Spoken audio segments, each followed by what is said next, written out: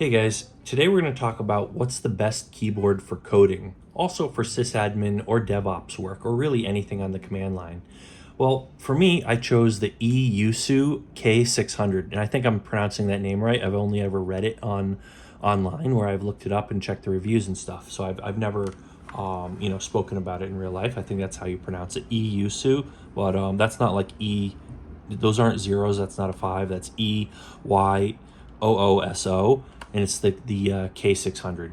So, anyways, you could get more expensive options. You could also go as far as to build your own mechanical keyboard, doing custom builds and stuff. And that's probably going to be better, if you want to spend a ton of money or something. There are more expensive options. There might be more premium options. And, depending on what you prefer, there might be other things to look at. But this is what I chose. I chose this model. This one is great quality. It's priced reasonably and it has great ratings. So it feels great while typing. It has great tactile feedback and stuff. It sounds like this, right? And yeah, so it is loud. So if that's a problem for you, then don't get this keyboard. You might want something else. You can get mechanical keyboards that are quiet. This is not one of those. So it is noisy, but yeah, any case, it feels great while typing. Typing takes less effort and strain. So if you're typing a lot of stuff, like a lot of commands over and over, or typing anything you're typing really, you're just going to type a whole lot faster. And it's going to be a whole lot better, a lot less strain typing. Now, these are marketed as gaming keyboards. A lot of times mechanical keyboards are marketed for gaming. This one is labeled as a gaming keyboard. Personally, I think having a mechanical keyboard is less important for gaming, but it's a whole lot more important if you're going to do a whole lot of typing, like coding. Even if you're a writer, maybe you're just writing like articles on things. If you're a writer, if you're a coder, if you're doing a lot of systems administration, spend a lot of time on the command line. Mechanical keyboards are great, and this one pretty much brings all the advantages of a mechanical keyboard. Some are better than others, and this is this one's better. I would say, maybe not the best in the whole world. There are probably some that might be a little bit better in some way, but yeah, as far as some I would put on the lower end and some I would put on the higher end of mechanical keyboards. And in terms of how this feels to type on, this I would put this on the higher end. So I think this is a pretty terrific mechanical keyboard.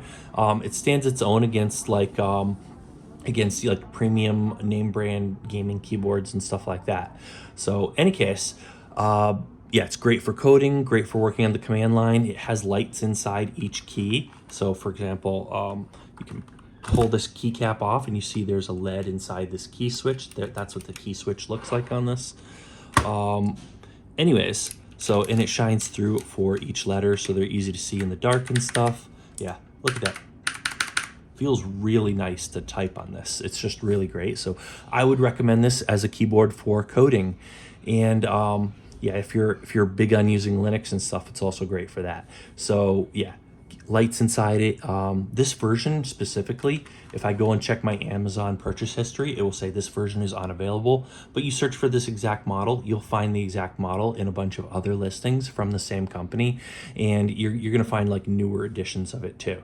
So you can find this exact same model on Amazon, but apparently they just relist it multiple times. So you're also gonna find like all of the reviews. It'll only say a few hundred reviews on some of them, but really that's because they just keep reposting the listing, so people have to start reviewing it again. At least that's what I can tell.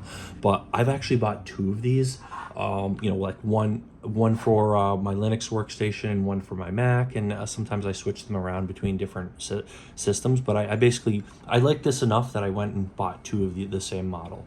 So unless I decide to get into building custom mechanical keyboards with the custom keycaps and stuff, I'm sticking with this. Now you could replace these keycaps with custom keycaps if you wanted, but yeah. Anyways, unless I go for something this one is really low priced. It's pretty reasonable. It's not the cheapest keyboard you can get out there, but it's pretty cheap, and the quality is pretty solid. But yeah, unless I go start look into, you know, doing a custom mechanical keyboard build in like the hundreds of dollars or something. Unless I do that, I'm going to be pretty happy with this specific keyboard. So yeah, I would recommend this. Check the link in the description. I'm going to put a link to some of the listings for this on Amazon, so you can go check it out yourself. And also, you might want to give me a thumbs up. Hit the subscribe button, hit the little bell icon, and if you have a different keyboard that you prefer, or if you want to let anyone know about your own experience with mechanical keyboards, or what keyboard you prefer for coding or even for gaming, just leave a comment down below. Not just for me, but for everyone else who watches this video and checks out the comments. And that's about it for today. So thanks for watching, and we'll see you guys on that next video.